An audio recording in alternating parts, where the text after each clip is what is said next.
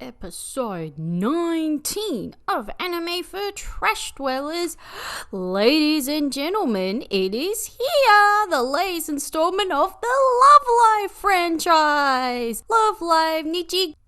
What a time for celebration. Our red-headed pro tag is very different from the other redhead pro tags in that she is pretty quiet. And she doesn't even feel like the main character since she spends most of the ep passively following her more assertive friend. This friend just has the tips of her hair dyed green, and honestly, has there been a more accurate representation of a teenager's DIY dye job in an anime?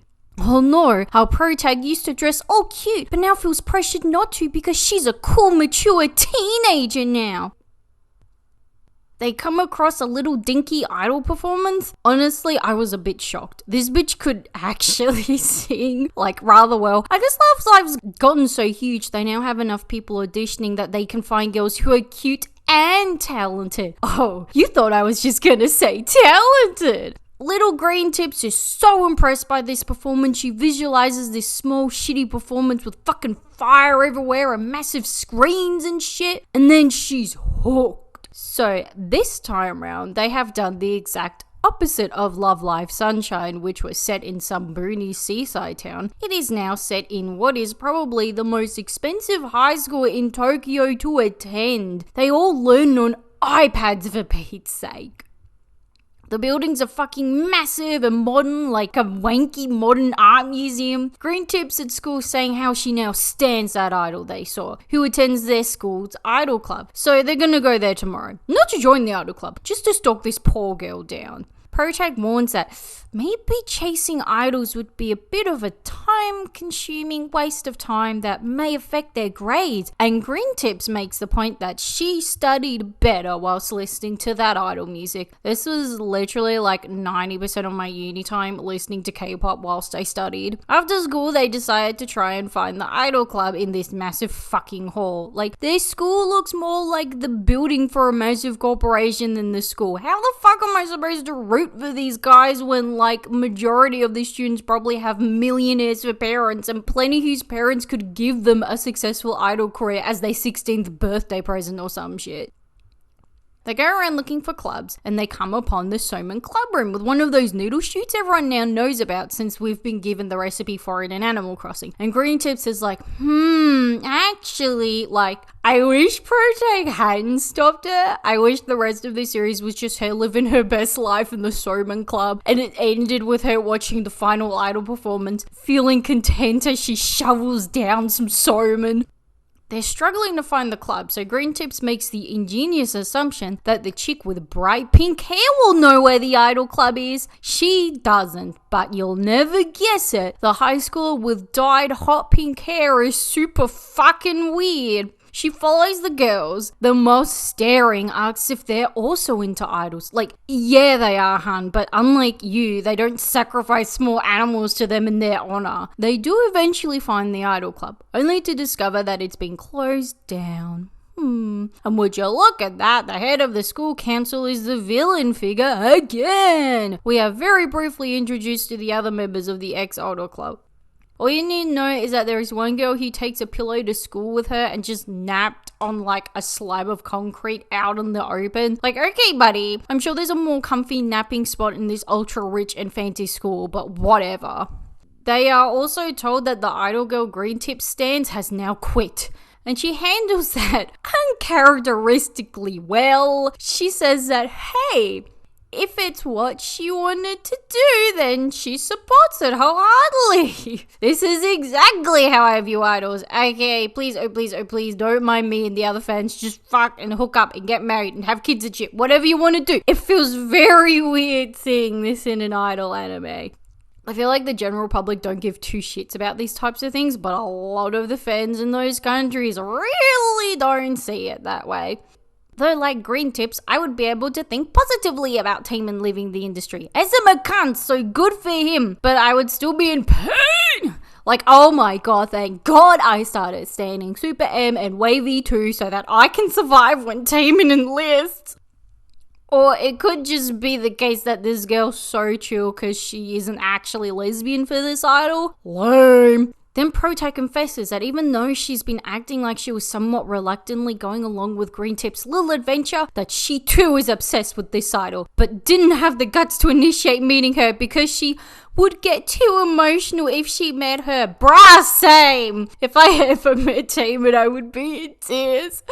But fuck, that'd be awkward for Idol Girl. This bitch is just going along with her everyday school life just to see her fellow student have a nervous breakdown at the mere sight of her. But now Protag has the lesbo moment with Green Tips and says she's gonna dress all cutesy and be an idol. Sometime, yeah! Her voice is more idly than the other girls. Like, it's not bad, but it's more what you'd expect in an idol show. It ends with this random girl being all grumpy that the idol club's been shut down, and the preview for the next episode is just her pulling these grumpy faces. Finally, an idol I can relate to. Episode 2, and good lordy, oh no, I can't. So, the scene opens with the school council president. I didn't discuss this very well last step, but she's like a genius anime villain. Her glasses are always doing that thing where they glare up so that you can't see her eyes underneath, even though glasses never do that in real life. And she sneaks up behind people and says their names, even if they've never met her before. So, I do like comedically evil school council president. So little angry girl is angry, but to my disappointment, she is also the Nico Knee of the series. She reckons she has solved all the idol club room problems via nicking back their door sign, just to find another club has taken over that room. Like, I don't know why she thought the door sign would make all the difference. She literally could have just made her own. Our Protag and her friend are walking and still talking about idol clubs, even though they're both aware that the school used to have an idol club, so I don't know why they're having the same conversation again. Oh no, I know why they are. It's so that Nico not can overhear them and approach them. So they're gonna start up the idol club again, and Nico Not's stitch is less that she wants to be an idol, but more that she wants to be cute. To the extent that she feels it is a necessary requirement to be an idol, which it sorta is, kinda, but personally I prefer that they're actually competent at their job than be cute, but whatever. She mentions they have to be cute because they've got to think about the fans. Considering your fans are generally middle-aged men, I think it'd probably be better for your mental health if you were able to shut them out of your mind most of the time. So, Nico Not decides the first thing the club has to do is entice new members. And in order to do that, they have to make promo videos for it. Hers is, as you can imagine, knock off Nico Knee in every shape and form. Protag can't do it because she has too much self-respect. When Nico Not's wrangling her about this large amount of dignity she needs to get over in order to make the video, she talks to them about how the club broke up when she argued with the cool idol girl from last ep. Cool idol girl working them hard and getting mad at their shitty dancing because it's their way to show their love to the audience, and yeah, that's pretty fair. Nothing says you love and respect people coming to see you perform than, doing your job and putting on a good performance. But not to Nico Not. She's all mad. She says, "You don't need passion to be an idol." Oh my god, girl. Have you never watched an idol show before in your entire life? Or even just seen an idol talk in public? And then she says she doesn't like the dance because it's not cute. Passion is not cute. Jesus, has she even listened to an interview from an idol where all they talk about is trying their best? Anyway, midway through this bitch she's having, she slowly realizes that, maybe she was in the wrong the entire time. Protag is there practicing her lines because, yes, unlike every other millennial out there, she doesn't have the natural skill set required to make embarrassing videos. So she's got to actually put in effort in order to do so. And it works! Yay! Yay you for doing the bare fucking minimum. Nico Not gets her own song. Hang on. That's 2 episodes in a row with a performance. Do I dare hold my breath and say that every episode will have a new song in it? Then the Model X Idol Club member, who we haven't been introduced to yet, who is sneaking around the evil school council president's room, confronts her that she, for the life of her, cannot find the name of the cool idol girl in the school registry, almost as if you were her all along. Plot twist! In order to get rid of the idol club this time, the school council president decided to create it just so she could tear it down from the inside. Part of me feels dumb for not recognizing her, except that it's the second episode for Pete's sake, and it's been a week since I watched the first one, so whatever. But the cast do not have that excuse.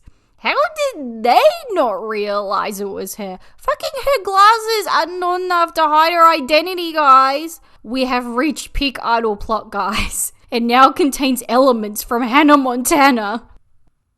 Episode 3. So, it continues on from the convo, and model girl who started all this mess is surprised at how nonplussed the school president is about it. And she's just like, people would find out eventually. Obviously. Like, bruh. During school prez's silent by herself moments, it makes it look like she may have done the lame giving up on being an idol due to studies, but nah. She runs into Fangirl-chan. We're gonna call Green Tips Fangirl-chan now. That makes more sense. Whatever. She runs into Fangirl-chan, poorly trying to play her idol song on the piano. And when school press recognizes the song, Fangirl like, oh my god, you know the song too? You know Setsuna? Isn't she the greatest person to ever live? We are now friends for life. And she gets right up in this poor girl's face. She goes on about how she didn't have a passion, but now she does. And she feels complete as a person because she needs to listen to shitty idol music. What a sad existence this girl leads. Not that I'm any better, but at least I'm self-aware. They said there was someone living at the school, and I'm like, who's the bloody squatter? But nah, it's a cat that weird chick likes feeding. By the way, Nico not gets people to do what she wants via bribing them with bread rolls. Like, yum, yes, whatever you want, bitch. Just buy me lunch for the day. The stray cat is allowed to stay on the school campus because it got enrolled as a student at the school. Oh my god, I wonder what its majors are. And Weird Girl now has one normal friend who says, I mean, it's BS, but I can get behind that BS. Fuck off. As if in Japanese this girl said something even remotely close to a swear word. So that model chick and everyone confronts school praise again, and she confesses that she broke up the idol club because she wasn't good at running it because everyone was all mad at her and it's all her fault. This is all lies! When it shows the flashback of her not getting along, it is literally just Nico not. Like, no one else had a problem with this girl. Just her. Therefore, the idol club fell apart because Nico not just wanted to be an Instagram thought instead of being an idol. Plus, if she had poor leadership skills, then she would be having the same trouble as the school press, which, considering she sorted out the stray cat situation that kept everyone happy, is obviously not the case. Now that Fangirl-chan has discovered that school praise is her item of obsession, she invites her up onto the school roof for a nice calm conversation. Fuck off! She should be freaking out and being unable to even talk to her. She should be in tears and kneeling for forgiveness. But no. Instead, she holds a well-put-together D&M session with school prayers who laments about the pressure she put on everyone to be performance-ready for Love Live. And Fangirl-chan grabs her shoulders, looks her dead in the eyes and says, fuck Love Live! Fuck you! Love Live realizing that it's 2020 now and the usage of the internet has grown to the point that, yeah, you really don't need a third party like Love Live to make you famous. After this talk, school praise is now convinced to go back to running the idol club, and she shows her conviction through the power of song and dance. Oh yeah, guys, I think it's actually happening this season. I think we're actually going to get a new song and performance each episode. Also, she does another pop rock song with the lyric, time! So now all I can think of is the second free season opening. Episode 4. Weird Chick and her more socially put together friend think that school prez's idol performance was so neato that they'll have to join the club. When they do go to join up, her friend asks what it is that they actually do in the idol club, even though she literally saw school prez perform and thought, I I want to do that. Like, I don't know, girl. Maybe that's what they do. They have a meeting because School Press has decided that they were going to try and do what everyone wants to get out of the club. Nico not uncharacteristically suggests a nationwide tour and says something more in line with her gimmick, such as open an Instagram account or run a makeup blog or some shit. Plus, I'd assume that it'd be out of their budget, but they do all attend a futuristic high school that probably has a pretty expensive tuition fee. So maybe a couple of the mummy and daddy tourists are very nice and they'll probably be able to afford it. Sleepy Charm wants there to be plenty of nap breaks. The funniest thing about this character is that this isn't even the first idol anime to use such a random gimmick. The girl who is also in the drama club said that they should do skits in between their performances. Wow, they'd be terrible, but really cute, so it's okay. But this girl's smart. Nothing says a stable long-term career that actually brings my life meaning quite like using your idol career to break into the acting industry. During all of this, the two new members are just sitting there awkwardly and quietly, still not entirely sure what it is exactly that this club does. Everyone goes off into little groups to work on areas they want to improve on, dancing and singing. Nico Not is also running like some bullshit idol class that wasn't brought up in the original discussion, but whatever. We get to learn that Weird Chick's friend is the exact opposite of her and that she has amazing social skills where basically she is the living, breathing embodiment of the quote, every person I haven't met is another new best friend waiting to be found. This is why she is friends with Weird Chick, because she's so friendly with everyone she meets. She doesn't seem to comprehend just how strange this girl is. She also tends to kind of just jump around all the sports clubs to help out whenever they need a sub or whatever. In Nico Nod's bullshit idol class, she asks everyone what it means to them to be an idol, and everyone's answer is correct, including who I'm now going to refer to as Sporty Spice, who's like, lol, no idea. Weird Chick reckons it's to make an emotional connection with their fans. Love, most of your fans are in their 40s. I don't think you would really relate to the issues and feelings of a middle-aged man. They do singing practice, where it's revealed that in an anime, some of the characters like anime, and then they decide to spend their arvo singing nothing but anime songs in an anime about singing. Meta, man. School Press there fangirling about some knockoff Shonen Jump series, so I guess she's supposed to be an idol like Lisa, which I get. Since the Demon Slayer OP took off and her latest single is dominating in Japan, yeah, I guess it'd make sense to have a character that embodies that type of music. But also, she's been around for ages. Like, yes, this is currently the peak of her long career, but she's been around since Angel Beats, for Pete's sake. Why hasn't a character like her come up in previous Love Live series? Or just any idol series in general?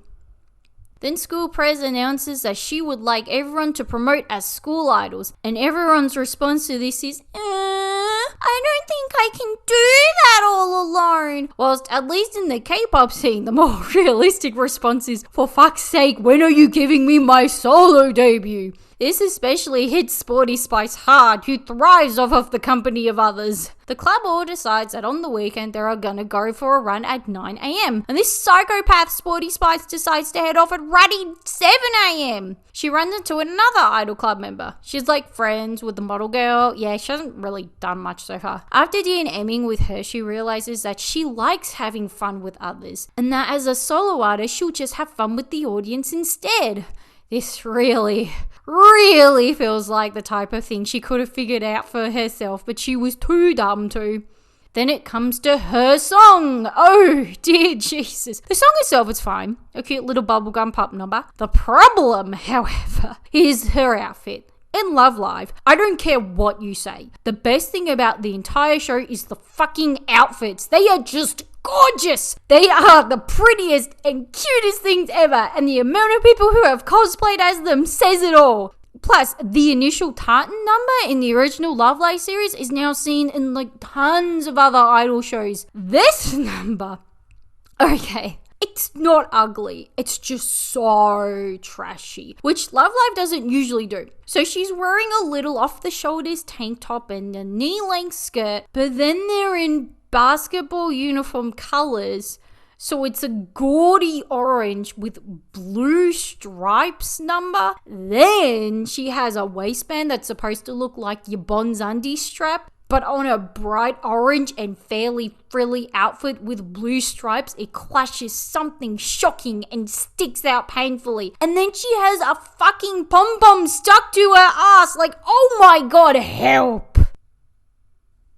Episode 5. We learn all about the model girl's friend, aka Maria von Trapp from The Sound of Music. Bitch is from Switzerland, from a massive family that owns goats. The hills are alive with the sound of music. She says she came to Japan for the very specific reason of being a school idol. Babe, with the internet, you don't really need to live in Japan to actually be an idol or be popular in Japan. Like, come on.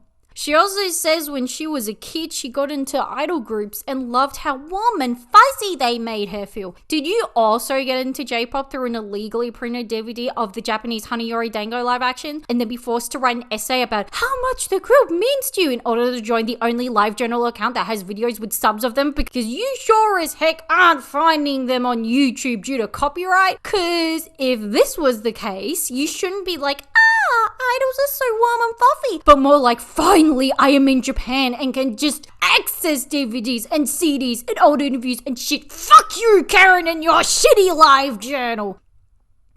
Maria is also very excited to try a Japanese dish she can only find in Japan: rice, raw egg, and soy sauce. You could just make that at home. Like fluffy pancakes or 5-star sushi. You can't get that anywhere else. But what is essentially like a lazy povo lunch idea? Fucking, you could just make that yourself on the weekend in Switzerland whilst the goats hop and frolic outside your window. So it has been decided that they will make solo promotions for each of the members. They're watching Nico Not's vid and Fangirl-chan comments that it's cute, and Nico Not responds, at least according to the subtitles, I see you are a lady of culture. I mean, Love Live is peak weeb trash, so fuck it, chuck your weeb jokes in there. We'll get them. For Maria's video, she wants to make people feel warm and fuzzy, and after much discussion, the general consensus for how to achieve this is through her wearing lots of different dress-up costumes, most of them being milkmaid outfits. She is so weird because nothing about her personality-wise is a racial stereotype, but then her whole backstory and stuff is, it's very bizarre. When they were throwing around ideas for her promo, school press just let out an overly excited, anime? What? Like, no, Maria hasn't even mentioned anything about anime. She probably doesn't even like it. She has a talk with the model girl. Since she's been helping out the club a whole lot, Maria reckons she should just join it. Her reason for turning her down is because, oh no, she's already a model. She's too busy being a model to be an idol, even though there are plenty of models who are idols and get into modeling through their idol career. Like, bitch, do both. Then she says she was only putting all that effort into the club in order to help her out. The between the lines message being, she's just fine living vicariously through you. Whilst filming her introduction video, Maria states that she's an international exchange student. Okay, at least from the ones that I met back in high school years ago, they were not allowed to get paid employment whilst they were overseas, even though Maria stated before the whole reason she came to Japan was to pursue her career as an idol. She was given a mag of model girls, and out of it follows an interview she was filling in, where she says she liked idols and eating out with friends. We see model girl looking around her room for the sheet of paper, even though she could probably just print off another one. So then Maria decides to start off being nice via taking model girl out to eat. But then she shoves the paper in her face and says, I know you like idols! And model girl explains that she felt like she couldn't be an idol because she was too cool and mature. This stereotype, too tomboy/butch to be cute even though they want to be, appears a fair bit in anime. Already being seen recently in, what is it called? Wonder Egg Priority. And it feels very contrived. Like, if this were more about trans girls or even just cis boys, then yeah, it'd make sense. But realistically for girls, it's much more of an issue of the, I hate wearing skirts and makeup and high heels, but I'm forced to because it's part of my work/school uniform policy. Like, that's more of an issue here. Explore that. Maria sings her song, and it is just her in various dress-up costumes. Most of the milkmaid outfits, while she's singing in a field of flowers. Welcome to Europe! Like, couldn't the racism have been a bit more accurate and she performs a Eurovision stage instead? Like, it's just her in a gorgeous ball gown singing a power ballad, making sure her face follows the camera as it goes around, whilst the wind machine whirls on behind her. Episode 6. It's all about the real fucking weird one. Flashback to her, like, I don't know, a couple of months ago. And these girls are talking about going to the arcade after school. And she goes to talk to them, gets their attention, pauses, and gives up. And mate, if you thought that shit didn't get my blood pressure up at a level where I need to take blood thinners regularly in order to control it, then you're wrong. But then Sporty Spice runs into her and hooray, she has acquired a friend. Now, she's part of the Idol Club and has lots of friends. You could just end it here, really. But no, let us continue on in Weird One's journey. The Idol Club goes to the games arcade because unlike the past love lives, they're allowed to spend time with each other doing things apart from working hard to become idols. Whilst there, the classmates from the awkwardest fuck interaction from before arrive, and Weird One doesn't immediately start crying at the sight of them like she should, and I'm proud of her. When she sees Seth's classmates, they suggest the Idol Club should use the stage at the gaming center. She realizes that this is her chance at friendship outside of the Idol Club because she's greedy. Once Weird One announces her concert, the others are raring to help her. She's doing more stretching and someone comments, wow, her flexibility's really improved, even though she's barely moving at all. Like, sure, if she were a geriatric, it'd probably be impressive, but otherwise, nah. They're doing vocal warm-ups. Guys, they're actually doing vocal warm-ups, like real live proper vocal warm-ups in an idol anime. This is so exciting. Except that apparently all of them can do bubbling without having to use their fingers. That is a fucking lie. Anyone who tries to do bubbling without using their fingers to help stick their puckered lips out is just trying to be a show-off. Nico Not is there, and she's legit struggling to hold a tune. Being cute won't save you now. They do MC practice, and Nico Not's feeling the pressure when there's one member who does a cute opening and can probably sing better than her. Weird One invites some of the others over to her swanky apartment that she unlocks via iPhone. Ooh, look who's doing a great job of lowering their contact surfaces. Bitch is COVID ready. But how the fuck does she get inside if her phone battery is flat? Aha! Take that, technology. This is where she goes into detail saying that she used to have no friends. Like, we couldn't tell that or anything. She then says it's because she isn't great at expressing emotion and it held her back from making friends. Okay. Usually in anime, there's a lot of characters that we, the audience, like to say have autism, even if the show doesn't specify as such, or in most situations weren't intending it to be that way. It's just that girls with no expressions are hot, y'all. But in this case, Weird One is expressing a very specific autistic trait in describing how it's affecting her social interactions and overall quality of life. So therefore, I'll let it slide. We can say she has autism. So she's all excited for the concert and the progress she's making and making as many friends as she possibly can. But then she sees her reflection in the mirror and realizes she still has little to no emotion on her face and feels even though she's been working so hard, she hasn't improved at all. So she finally breaks down and locks herself in her room. The fact that she hasn't done so yet just shows how strong she really is. Hashtag brave. She skips out on her last rehearsal to have a nervous breakdown. But the Idol Club are very nice and all turn up at her swanky flat to support her. Or maybe they just wanted to hang out in a hot as fuck flat, who knows. When she lets them know what's up, their advice is that she doesn't have to be good at everything yet. And Nico Not specifically says, idols having weaknesses makes them likable. Yes, at the top of your lungs. But just because that's the case, Nico Not doesn't mean you can get slack with your whack singing. But it is so true. This happens in pretty much like every profession in the world, but it is really only in the J-pop scene where the idea is you see idols get better over time. They don't just start off good at what they do. They go to do all the hard work right before your eyes.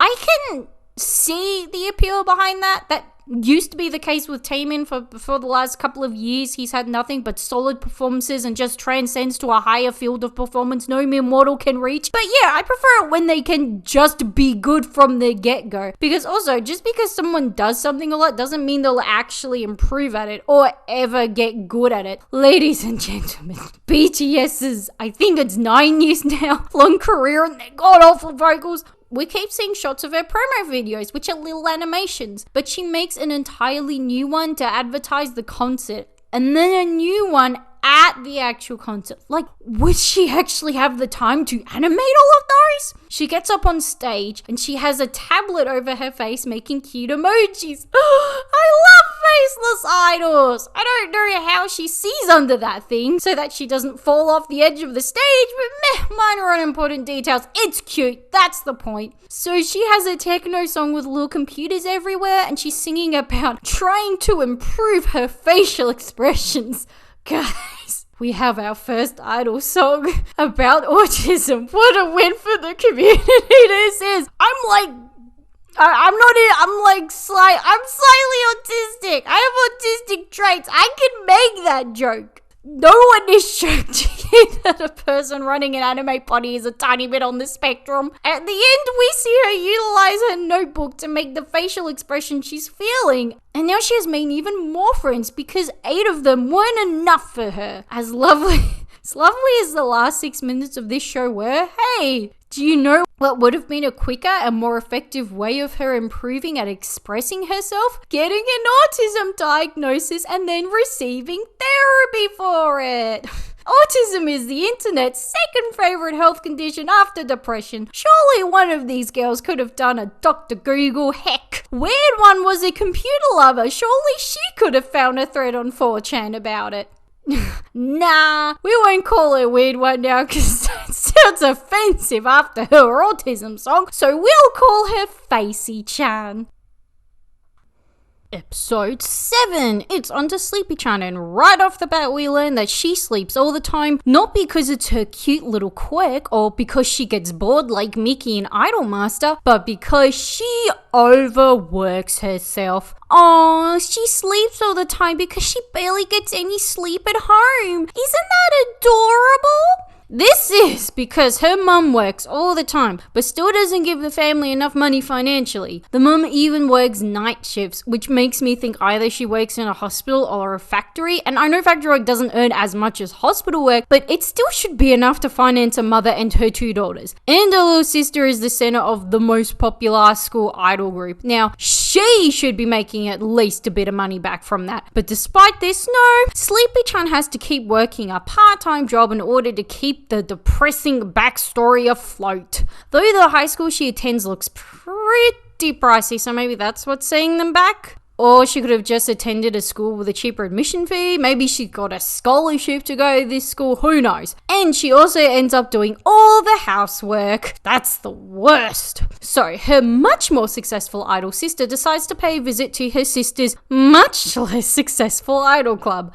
I like this a lot. In the past series, the top groups, even if they're presented as friendly rivals, at the end of the day, they're the villains because they're the thing getting in the way of our main group from succeeding. But in this series, they've basically turned the rival group into, yo guys, it's Sleepy-chan's sister. Hey girl, what up? Like, it's so chill and lax. I love it. Her sister is called Haruka-chan, and though she doesn't look or act exactly like Haruka from Idolmaster, she's similar, you know? Like, she has short brown hair, is fairly nice, like similar. So I don't know if she's supposed to be a parody of her or not. So everyone is cool with her sister visiting, except Nico not. Calling her rival and being cute. Not talent though, no. This girl is well aware of where she falls in the talent zone in comparison to a successful idol. She even says that she's here to snoop out the competition. Mate, what competition? Apart from cool rock idol girl, the rest of yous are unknown, somewhat untalented nobodies. Then she does some long-winded cutesy intro, which everyone walks out on. I swear to Christ, every Love Live is just trying to make a more annoying character than Nico Ni. Because Yoshiko in Sunshine, kinda, she did redeem herself in the episode where she took it a cute straight. But yeah, like, this girl has no redeeming characteristics. Like, she's just there to inevitably be memed. By the way, if she's your waifu, sorry. You can like her. It's okay. This is honestly the disclaimer I should have for all of these potties. You can like this. It's okay. As I go on and shit on it horrendously. When Sleep Deprived Chan first introduced her sister, she's there holding her shoulders, leaning over her saying, yes, she's one of the best idols out there, just reeking of parent vicariously living through their child. So her much more successful sister watches her train, but the thing that impresses her and excites her the most is of course the food. Can't blame her, they whipped up a pretty decent afternoon tea spread. All the old nannies used to cater for the funerals I attended would be proud. Model-chan jokes they better all eat the food before her Swedish friend does. Haha, gluttony is funny! And then Sleep Deprived Chan has a nap, and her little sister's like, what is this? And after she wakes up, she discussed that she came to check out the club because she was worried maybe they were overworking her too hard. But she isn't too concerned because, like, food, I mean, they have food, so they can't be evil. But now she has seen her sister is obviously overworking herself due to all her napping. And as a result of this, she decides to quit being a school idol, even though then her family would have less funds and then dump them even further into poverty, forcing Sleep Deprived Chan to work more hours at her part-time job. But after some discussion with the club and talking to her sister, she realizes her sister doesn't necessarily want to quit being an idol. She just wants to find a way to share the burden that Sleep Deprived Chan has. This is all solved in the most obvious way possible of Sleep Deprived putting on a little performance before her sister's much more successful idol group performs. So we have our first cultural appropriation of the series. This girl's wearing some kind of belly dancing Arabian outfit. Oh nah. After this, the idol club thanks the more successful club for allowing Sleep Deprived Chan to perform, and they're like, you literally stopped our cash cow from leaving for free.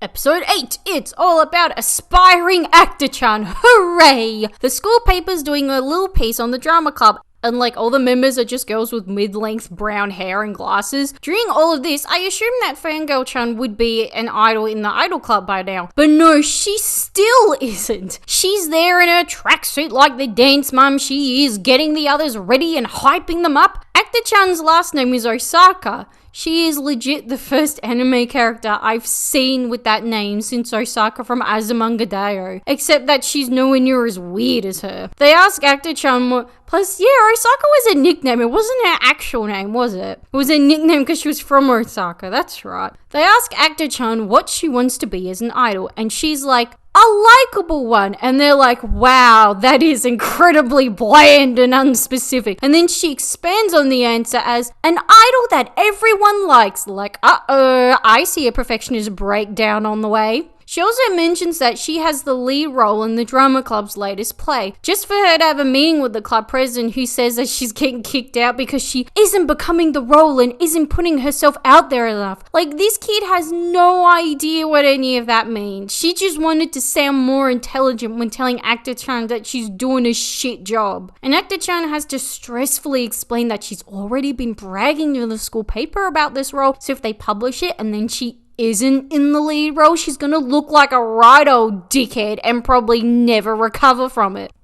Throughout this ep, we see parts of the play that are about a singer with doubts. Actor-chan being the singer and the club president being the little voice inside her head telling her that she's shit. Which honestly makes this play look real fucking shit. So now actor-chan's pretty depressed about the humiliating position she's been put into. The girls are there talking about it, and Facey-chan's like, yeah, I picked up on her mood pattern change totally. Or maybe, or just not at Oh, jeez, I don't know, guys. It's almost like I have some kind of condition that makes recognizing and expressing emotions really difficult. Wonder what that could be. Nico not reckons Actor-chan just needs a bit of a picker-up of eye shopping and then just awkwardly telling her to her face, hey, now you'll be all set to re-audition for the role in the play you lost, which really isn't helping. Facey-chan notices Actor-chan staring at an Audrey Hepburn movie night poster and goes, so you got into acting because you're a theatre snob. And Actor-chan's like, yep, pretty much. They go out for a big tower of rainbow pancakes with cream and they eat it a layer at a time instead of fucking chunking a slice with all 5 layers on their plate like a real champ would do. For reasons beyond me, eating a fuck ton of pancakes and having her friend bring up her getting dropped from the school play weren't enough to improve Actor-chan's mood. Facey-chan's talking to Nico not how sometimes when you're feeling low, you just need a friend to lighten up your mood. Vapid Nico not reckons she's up for the task of the DMing with Actor-chan. And in a way, she is, because the stem of Actor-chan's worries is very, very petty. She likes acting so that she can be someone else. Because as a child, people didn't like her and thought she was weird because... wait for it, she liked old cinema and books. This bitch is literally saying she was too hipster for friends as a child. This is honestly something I can relate to and talk about. As a kid, my parents watched a lot of old British comedy shows with me, and a lot of the books my mum introduced me to were older ones she read as a kid. Often TV show and books other kids hadn't watched or read. And I never had any qualms whatsoever with this. This hobby isn't weird enough for people to outright avoid you for it. My childhood is testament to that. Though I will give her some leeway. She is in her first year, aka around 15. She isn't at that age being 17, where every single kid with the slightest inkling towards the arts all instantly become obsessed with old books and cinema. When that time comes, she's just gonna be there like, I got into this before it was cool, and hook up with like the hottest out of the dreadlock guys. If you want a hobby to make people literally not want to be your friend, it either has to be super fucking weird or really silly, like lawn bowls. No kids play lawn bowls. That's for old people. That makes sense. Or killing small animals. Yeah, other kids' survivor instincts will come into play and avoid you for this. And look, as weird and niche as your hobby is, you will be able to find someone on the internet who likes it too. Like, this girl just needs to follow someone's film noir Tumblr and she'll be right.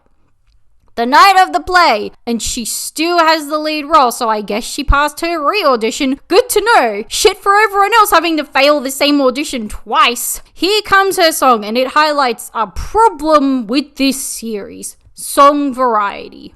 Though I really enjoy Love Live music, so honestly, I really enjoy this song too, so it's not a huge problem. But all the songs are very similar. They're all some form of bubblegum pop. Alabet rock idol girl. Give them that. But all the others are bubblegum pop, with some variation being more in if it's a slow-paced kind of sad song, or if it's an upbeat song. In a show where the whole point is to show off the different girls' personalities and goals, it'd be good if their songs mirrored that. The lyrics do, but not the songs themselves. It really stands out for Actor-chan's song because here she is in a play that's probably supposed to be set around that black and white American cinema era, and she's dancing in the rain in a black and white grey dress, and she's singing a pop song. This would have been an ideal opportunity to get her singing like a Broadway style song. Like, you could have put Georgette's song Perfect Isn't Easy from Oliver and Company over the top of the animation and it would fit really well. Also, didn't realize until I looked it up that Bette Midler voices Georgette. Perfect choice. Also, oh my god, you didn't even give me, girl, a chance to tap dance. This is a pretty standard thing. Different song genres that most other idol series can pull off pretty well. Ensemble stars especially so. I mean, even in Lapis Relights, they had one group who just did musical theatre / older style type songs. Like, I said the song itself is very nice, but different varieties of songs are much appreciated. Episode 9. Some fans ask Model-chan for her autograph, and that bitch crammed in as many fucking love-ups as she could into that thing. Like, she is either an aspiring idol or porn star, is all I'm saying. Rock Chick hides behind Model-chan. I have so many fucking different names for this woman, but you know who I'm talking about. Rock Chick hides behind Model-chan because she doesn't want people to know who she is in real life, so that she's like a superhero. Babe, you're just a Hannah Montana ripoff. Like, calm down. Just realize, because in this, and keep your hands off Ezoken, that celebrity teenage models are a thing in Japan and like fucking illegal in Australia. Like, I knew they were a thing in Japan, but really just sat back and thought, man, that's fucked up. Nico No has decided to show everyone in the club this cute photo she took. Like, she's a self-centered, obnoxious teenager. She probably takes and uploads multiple selfies a day. But hey, maybe because she was hugging a panda in this one, she thought it was extra special and worth the attention or something.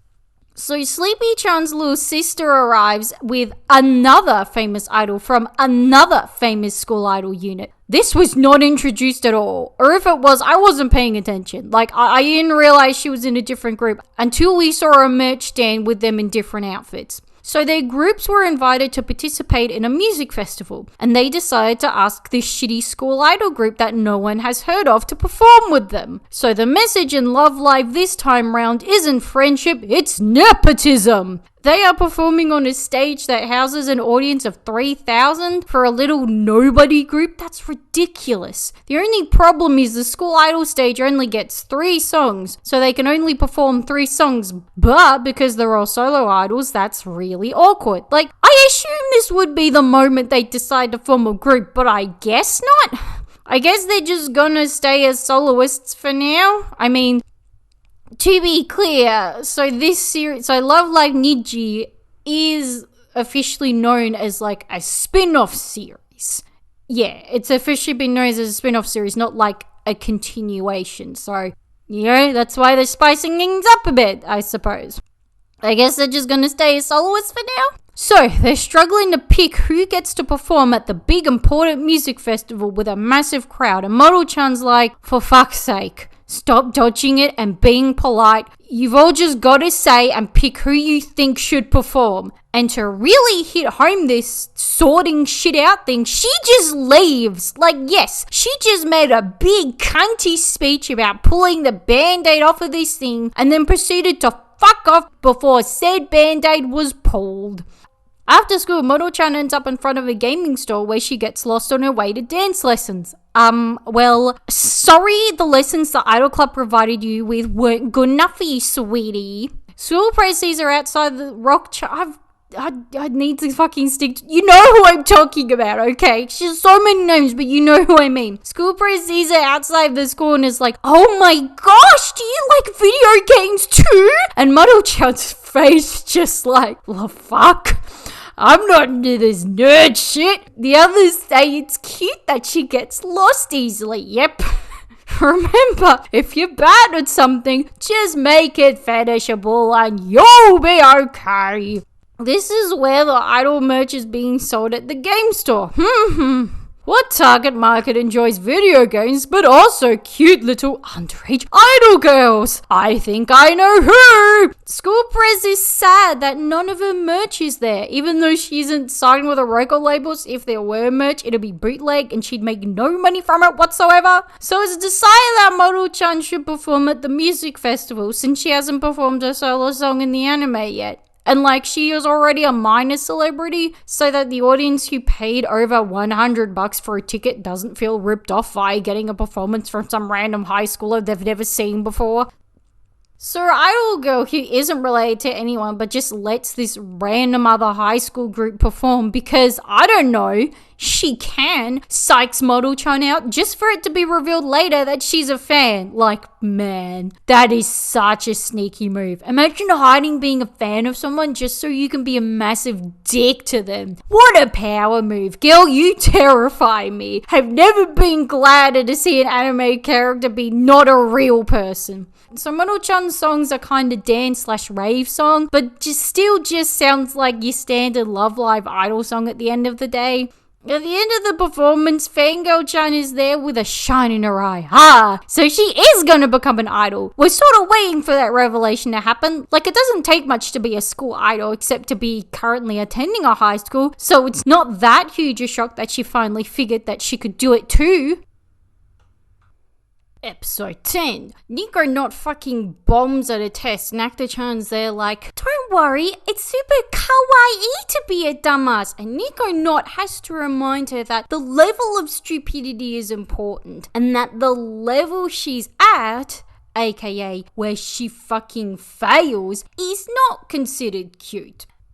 It's time for summer training camp at their beautiful chic school. Yeah! This school's massive and fancy and new, so it has a small room for kids to sleep in and they're allowed to use its large room for rehearsing in. Sure, people are bummed that they don't get to use their training camp as an excuse to just go to the beach, but honestly, with such a handy space they can use on hand for free, they can't be complaining. Like, the best scene from this episode was just seeing all the food they had for dinner one evening. Like, ugh, it all looks so good. There has been a strong emphasis on food this season, and as someone who is probably gonna develop diabetes later on in life, like, this pleases me. When they're talking about their upcoming concert, Facey-chan mentions that she'll organize for it to be live streamed. You better not region lock this, you piece of shit! Fangirl-chan is feeling lost. She's there in the music room clunking on the piano. School pres runs into her. They talk for a bit. Then when they're walking back to the other school pres, trips and lands into Fangirl-chan's chest. And Protag-chan there looking on. And I think she even gasps. But everyone in the Idol Club is friends with one another. I don't get what's so scandalous about seeing those two hanging out. It's not like Fangirl-chan's abandoning you. Fangirl is watching some cute idol videos, reading all the nice supportive comments. Well, that's unrealistic. Surely there'd be at least one comment saying that idol should die or some shit. Come on, show us the juicy stuff. Then Fangirl-chan has a massive confession for everyone. She isn't going to be an idol. Yay? No? Yay?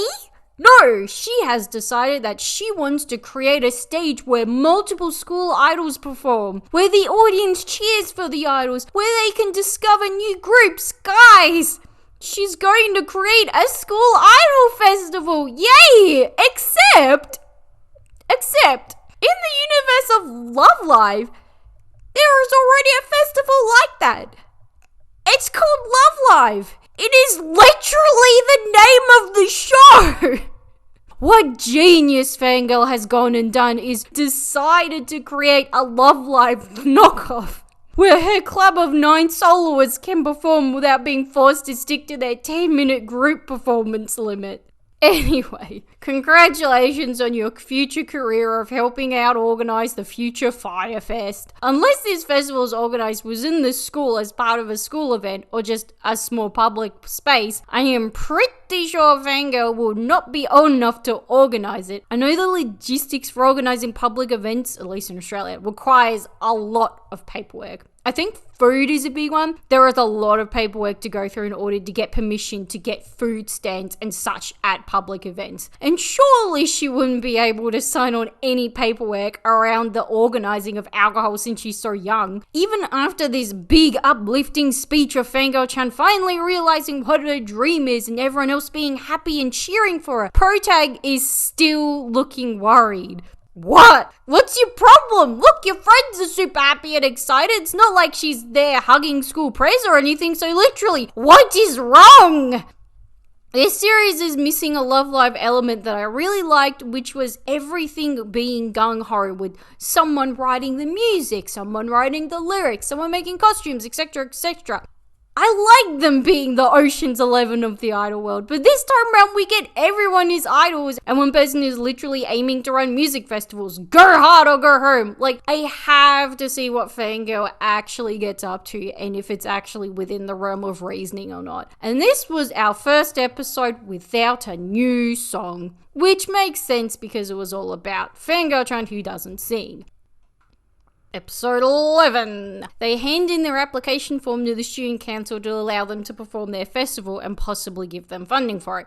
The vice president has to sit down with them and explain the multiple tick boxes unticked on the application, because even though this form was at least checked by, if not filled in by school pres, bitch still managed to stuff up filing in the very forms she created. Vice pres doesn't know what a school idol is, and Niconaut's just like, they're really cute! And yeah, that answer is vague and leaves vice pres even more confused, but fortunately, school pres gives the incredibly descriptive and reliable answer of, they're idols, but they're all in high school. That's it. That is literally all there is to it. And vice pres is overread Rover that explanation that honestly she could have just guessed from the name of school idol anyway. She even assumes that school pres must be a fan because she considered her answer knowledgeable. Were you born with no brain? And if so, you really shouldn't be here working in junior politics. But hey, most politicians are dumb cunts anyway. Now the club have to mention the other acts performing. So they ask the two other idol groups in this whole entire series if they'd like to come along to perform. And they most certainly would. And they let slip that bitch from episode 9 is a fan of Model Chance. And she fucking delivers some gay baiting fan service as soon as she finds out. Such a professional. Montage of the girls going to all the different stages to see which one they want to book, and when at the massive expensive theatre that they surely won't sell out, Niconaut complains that if they use this stage, they won't be close enough to the fans. Close enough to the fans, mate. You're like maybe a meter or less away from the front row. Did you want to be performing in their laps? There's a joke about how sleepy, sleep-deprived Chan is. Like, guys, this isn't a cute quirk of hers. She is literally falling asleep due to stress and overwork. Anyway, they can't decide which space to use because frankly they're all too good. I am somewhat shocked that their shitty little club was able to find that many different and decently sized stages within their budget. Maria mentions that she wants to perform out in nature on the grass. Good job, Maria. You're sticking to your stereotype and you're sticking to it well. The producers would be over the moon to see this. Niconaut made up a box of herself so that all of her OnlyFans could vote for which stage they should perform at, only for her to realize when she heard it that in fact she was the only fan of hers all along. Like, why didn't any of them just make a Twitter survey? Facey-chan's even on the computer right after that scene, and she still didn't even think to make up one. Sporty Spice places a nice clear sign on the Niconaut box to specify what it's for, whilst Niconaut cries out that it's covering her cute little box face. I will mention this so that when I say this woman is one of the most fucking irritating people on the existence of the planet, you'd kinda get where I'm coming from. Facey-chan's little friends, you'll never guess it, they're in the baking club, which means cookies! Cookies, they made up of Idol Club members. Facey-chan is even holding up a little notepad with a face on it. Jesus Christ, this is so cute. I came for the tunes, but I stayed for the food. When training, oh no. Protag sees Fangirl with school praise and is all mad again. Why? Just cool it, kid. Now that Niconaut's box is full, they open it up real wide to read all the ballads stuffed in there. And they're pretty much from all the clubs like, yeah, your music helped me so much. We'd love to be involved in the concert. After much deliberation, Fangirl comes up with the idea that it will be an actual festival and that there will be multiple stages across multiple venues, allowing all the other clubs and other members of the community to get involved. This makes sense plot-wise because it'd be an Orcs performance with 9 soloists and then just 2 groups. It would have felt very weird and unbalanced. But also, the idea that every single one of those stages will be available on the same day is ludicrous. The school council, however, take no issue with this and decide to accept their proposal. In the process, Vice President meeting that, well, yes, she thought that maybe she should check out what these school idol things are, and she is now a fan of Rock-chan. School Pres freaks out. Vice Pres looks her dead in the eye and said, I knew it. You're a fan of hers too! And School Pres is just stunned. Like, she sees this girl literally every fucking school day. See, at least when other people didn't realize it, it was because they weren't familiar with their school press self and idol self. But this bitch is well acquainted with both and is still tricked by her Clark Kent level disguise. How did this dumb bitch get put on the school council? Who the fuck gave the okay for this to happen? Protag's feeling jilted still for whatever reason. Like during her friend's big inspirational idea meeting, she was looking all grouchy instead of supporting her friend. She confronts school press. So what were you and Fanko-chan doing in that building during the training camp? Fucking nothing that concerns you, overly protective simp. Fangirl invites her over, and when she sees that bloody keyboard, she gets all riled up. So why did you tell school press that you were learning to play piano and not me? Even though she didn't, school press just walked in on her playing it, and she was oh so embarrassed when it happened. Then Fangirl reaffirms just how much Protag means to her because she wants to tell her her dream. And that's when shit gets real. Protag slams her onto the bed underneath her as she whinges that she's getting into this idol shit to be her producer's son and nothing else. Because no, Fangirl-chan isn't allowed to have big dreams. All she's allowed to do is support Protag and no one else. I get that this is supposed to be a gay baiting moment to show how much she loves Fangirl, but even if they were going out, it's so fucking shallow and self-centered, and all she's doing is stifling Fangirl from doing what she wants. Past Love Live redhead Protag's loud bitch and Tangerine Girl would never act so selfishly towards the members of their group. And there was no new song this episode either. Lame. Look, there has been more consistency with delicious food scenes than there have been idol performance scenes. Fuck it. This should be called Love Live Nijigasaki Eating Club. Speaking of their name, Niji is the Japanese word for rainbow. Hence, they've kind of gone with the incredibly original idea of every member is a color of the rainbow, even though there's fucking 10 members in this group and 7 colors of the rainbow. Both Starish and Idolish 7 have this gimmick, as would plenty of other groups, and even Way B dabbled in this briefly. I'm sorry, 10. I know you were talking about each member being a different color of the rainbow, like it was a big insightful thing when really it was just a worn out idea. Oh my god, and the best example of this is the K-pop group Rainbow, who are called Rainbow, and each of their members represented a different color of the rainbow. Okay, episode 12. It is the long-awaited festival, and I have a lot of questions. Okay, first thing. The club fucking cheaped out, and everyone's just wearing the same outfits they were in their promo videos, and we only hear them sing the same song as before. Like, guys, you've been around for a while now. You could have splurged on new outfits. The main reason I realize this is because Sporty Spice is still wearing her tacky as fuck outfit. Like, at least give this girl something decent to wear, please. Now, the stages. So, they do take turns to perform and shit, but like, they are on their stages for like hours, and we have heard only one song from each girl. Do some of them legit just sing all of these different songs for hours on end? Or the same song for hours on end? Highlights of Sleepy-chan has a fucking bed on her stage, and she and the rest of the audience fucking nap. Bitch is even wearing purple. We finally have an idol version of Jeff from the Wiggles. We see a merch stand with acrylic stands for sale. Ooh, they better have the actual real life ones. I want the Facey-chan one. Now, I vividly remember that in previous episodes, they said that multiple food clubs were interested in participating in the festival. In this episode, we only see one measly food stall that sells I don't know what on skewers. Like, that is not cute food porn. You're showing me a turd on a stick. Look, this was a very poor end for a strong foodie portion of the show, let me tell you.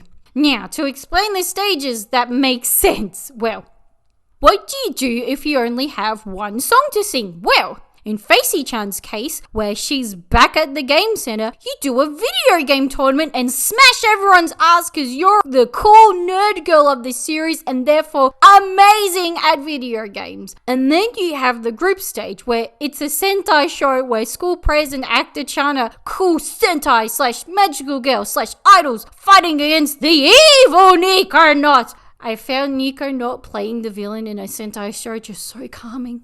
Like the tranquility of my soul has been tamed and my ripples of frustration have ceased. This girl is even on this massive version of her crappy ballot box she made. Ooh, K-Labs are planning to release a shit ton of those as plushies. Fangirl-chan is running around handing out flyers like it's halfway through the day and she's still got this massive pile of them because that was poor planning by the printing department. She says to Project, man, I'm basing my decisions on changing school courses on the success of this massive large festival I put on. Wow, that's gonna be the end of your dreams, kiddo. So the music plays up at the Sporty Spices stand. How did they afford all the sound gear for like all 7 stages? But Facey-chan fixes it, so it's all good. But then it rains, and they cannot perform when it rains. Some of their stages are out in the open, but there are a couple that are indoors and safe from the rain. And even those that are outdoors, but they have a roof on them that might be enough to hold up the rain. But no, they have to stop all performances because it is raining. And Fangirl didn't think ahead of what to do if the only thing that could happen that would stop all of the performances did happen. But the magical thing about this is that the dancing idols are not performing in the rain. Yay! Because that shit as hell doesn't stop K-pop groups from performing and I absolutely fucking hate it. So thank you, Love Life. Thank you for showing basic OH&S practices for your idols. Fangirl is frankly devastated that look, we wouldn't call it likely, but at least something you couldn't be surprised about when it happened. That thing happened and ruined everything. Except that it stops raining so that they can hold their large stage, which is everyone singing together! I had to wait the whole fucking series to see the group perform! I got a new song and performance almost every episode. I can't complain. So it's some sweet, uplifting song. In this song, it really makes me realize that the casting directors made sure the voices match the characters. Like, there'll be subtle differences between the girls' voices, but each one suits their character well.